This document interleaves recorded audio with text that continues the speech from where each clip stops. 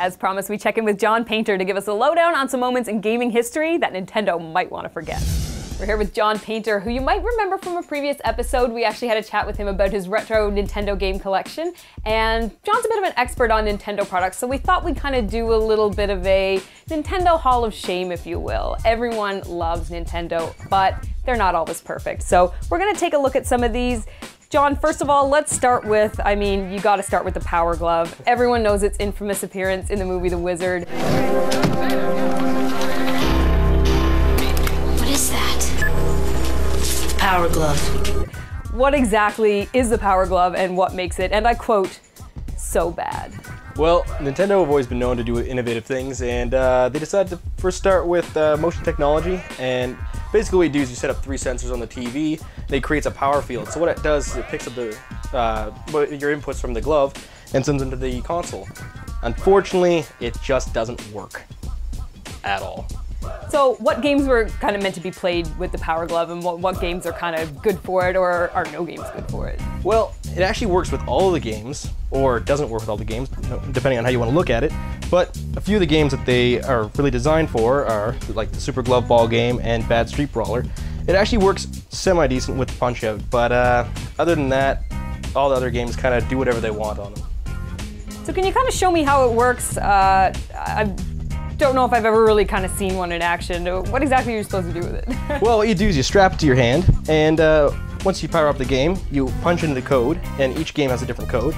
And then you hit the program button, and then what you do is the thumb works as the A button, and your finger works as the B button. Then what you do is you got to keep it within the power field and move the controller around and try to basically control what's going on the screen. You raise your hand up to go up and raise it down to go down. Now, do you still use it at all, or do you kind of just keep it here just for show?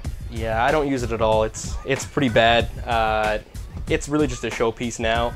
It was kind of cool back in the day, and the kids that had them were normally the richer kids, but now it's just one of the things that you just have on display because not a lot of them are left around. So Nintendo kind of pioneered motion control. I mean, you see a lot with the Wii and the Wii U right now. Do you think maybe possibly that we might see something like a Power Glove 2.0? I sure hope not. It is just bad. Basically, the Wii controls are the new age Power Glove. Instead of having it on your hand and try to move it around, this way you still actually have the buttons, and you have the motion that they're trying to capture that with, but actually being able to use the buttons instead of relying on the finger movements. So we're going to move along here, and here we have the Virtual Boy. So many considered to be an epic Nintendo flop.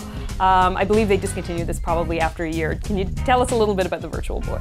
Well, yeah, what it was a system to basically bridge when they're bringing out the Nintendo 64. And at that time, Sony was out with their PlayStation, and Sega had their Saturn out. So the only thing Nintendo had to really combat them was the Super Nintendo. So they brought out this that'd be the first introduction into 3D gaming for Nintendo. Unfortunately, it never really took off because basically they marketed it as a portable system, and you can't even use this sitting down. It is very uncomfortable to use, and if you want to be portable, it takes 6 AA batteries, which drains them quicker than the Sega Game Gear. Not to mention all the colors are in black and red and just give you a screaming headache. They released 14 for them, and basically they're all decent games. The problem is like you said, after a few minutes of gameplay you don't want to play anymore. They actually had a pause feature within 30 minutes of the gameplay. It would pause the game and tell you to take a break. Any system that tells you to take a break in 30 minutes, you probably shouldn't be playing. As for good games, like I said, they're all pretty decent. There's only one real bad one, and that'd be Waterworld. And it's pretty rare and expensive anyway, so most people stay away from it. So aside from the obvious vision problems, what else kind of makes this a really, really poor console? What makes it really poor is the fact that you do have to sit down in an awkward position to play it. And like I'd mentioned before, the battery drain technology, it just kills the system. Just the fact that it was supposed to be portable and you can't get more than about 20 minutes out of the battery pack. There was an AC adapter for it, but again, that kills the whole fact of it being a portable system. Now, were there 2-player capabilities? Would you be able to play this with a friend? Well, actually, they have a port on the bottom, and you can see right here that it allows you to have the extra Virtual Boy plugged in. Unfortunately, the system crashed before that happened. So we've had a look at Nintendo's failures for consoles and peripherals, but what about games? Is there any game in particular you think they just should have maybe never made, and do you actually own the game? Game that I think they should have never made, definitely is this one right here. It's called Deadly Towers, and it's for the original Nintendo, and it's widely known as probably the worst game on the console for the licensed games from Nintendo. The ability for them to even produce this game and for it to get through any sort of quality control is just amazing. Basically, the controls are broken, and it just is not even a fun game to play. People that actually bought it were probably really disappointed at the time. Well, this has certainly been an experience. I mean, we hate to poo-poo on Nintendo a little bit, but you cannot ignore this. John, thank you so much for having us again. No problem at all. Thanks for having me.